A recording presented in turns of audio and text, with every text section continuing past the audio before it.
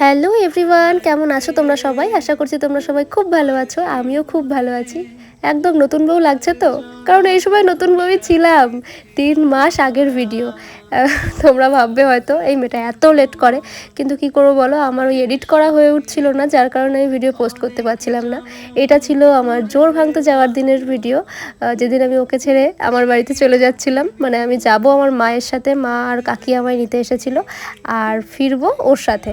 তো আমি ঠাকুর প্রণাম করে নিলাম, করে নিয়ে বেরিয়ে যাচ্ছি যেহেতু, তাই এবার এই যে বসে আছি, ওয়েট করছি এখানে।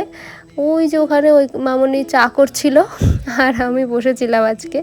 তো এই যে ভাই পেছন থেকে দেখছো কী করছে।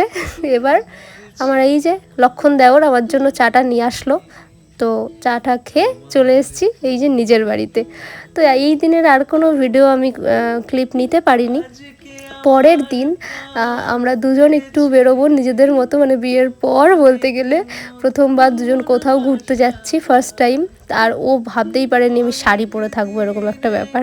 তো আমি ভাবলাম ওকে একটু সারপ্রাইজ দেওয়া যাক, একটু শাড়ি টাড়ি পরে বেরোবো, প্রথমবার কোথাও ঘুরতে যাচ্ছি বিয়ের পর।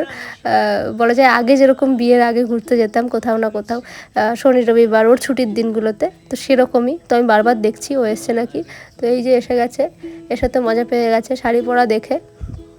মানে ও ভাবেই নিজে আমি শাড়ি টাড়ি পরে যাবো, ভাবে আমি কুর্তি ফুর্তি কিছু একটা পরে নেবো আর কি। যাই হোক, তারপর আমি ভেবেছিলাম রেডিটাও হয়ে থাকবো, বাট ওই শাড়ি পরতে পরতে আমার লেট হয়ে গেছে। এবার চলো ফটাফট একটু রেডি হয়ে নিই। আমার রেডি হওয়ার কি, ক্রিম মেখে নিয়েছি, এবার আর কি এই যে লিপস্টিক দিয়ে আমি ব্লাশার করে নেবো।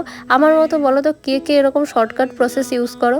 ব্লাশার শুধু না, তার সাথে আমি চোখেও দিয়ে নিয়েছি, এই লিপস্টিকটাকেই আইশ্যাডোর কাজে লাগিয়ে নেবো আর কি। তো এরকমভাবে আমার মতো আর কে কে করো বলো তো শর্টকাট প্রসেস, যখন মেকআপ করতে ইচ্ছে করে না। তো যাই হোক, আইলাইনার ইউজ করেছি, আর এই শাড়িটার সঙ্গে না একদম সেম ম্যাচিংয়ে আমার একটা লিপস্টিক আছে, তো ভাবলাম ওটাই ইউজ করে নিই। তো ওই জন্য ওই লিপস্টিকটাই দিলাম, কিন্তু পরে চেঞ্জ করে ফেলবো কি না তাও জানি না। মানে এরকম এই এত ডার্ক লিপস্টিক আমি এখন খুব কমই ইউজ করি, বাট যাই হোক পরে চেঞ্জ করলে করব, বা হয়তো অন্য লিপস্টিক দিয়ে একটুখানি ডার্ক করে মানে অন্য কালার করে নেব। তারপর আর কি সিঁদুর পরার পালা। এবার আমি ওকে বললাম, যেহেতু ও এখানে রয়েছে তাই আমি ওকে বললাম ওকেই পরিয়ে দিতে। যেহেতু দুজন মিলে ফার্স্ট ডেটে বেরোচ্ছি বিয়ের পর, তো বেশ ব্যাপারটা স্পেশাল না মোমেন্টটা। তো যাই হোক, সেজে গুজে নেওয়া তো হয়ে গেছে, এবার শুধু টিপটা পরা বাকি, টিপটা পরলেই হয়ে যাবে। তো চলো এই যে টিপটাও পরে নিয়েছি। তো এই তো দুজন রেডি, এবার শুধু বেরোবো। কেমন লাগছে আমাদের দুজনকে একসাথে বলো তো? ভালো লাগলে কমেন্ট করবে অবশ্যই।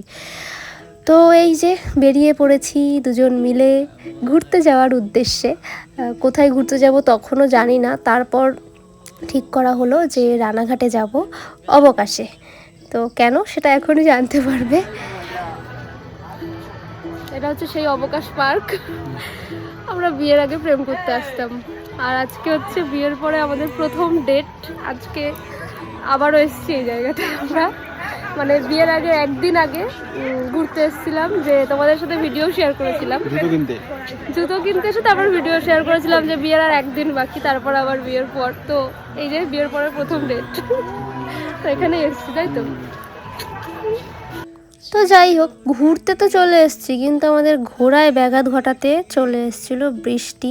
তো বৃষ্টির জন্য আমরা এক জায়গায় বসেছিলাম এখানকারই, দেখো মানে এটা যেটা দেখছো এটা কিছুই না, মিনিমাম 1.5 ঘন্টার ওপরে কন্টিনিউ বৃষ্টি হয়ে গেছে, মানে আমাদের ঘোড়াটা পুরো বৃথা হয়ে গেছে। আর তারপর আর কি চলে গেলাম মোমো খেতে আমাদের পায়রাডাঙ্গাতেই। এখানকার মোমো আমার একদম ভীষণ ফেভারিট, ভীষণ। তো ওখানকারই ভাবলাম যে অনেক দিন মোমোটা খাওয়া হয় না আমাদের, তো দুজন মিলে চলে গেলাম মোমো খেতে। এই তো আজকের দিনটা সারাটা দিন এভাবেই কাটালাম, সারাটা দিন বলা ভুল, সন্ধেটুকু দেখালাম আর আগের দিন, দুটো দিন মিলিয়ে একটা ব্লগ রাখলাম। কেমন লাগলো জানিও, বাই।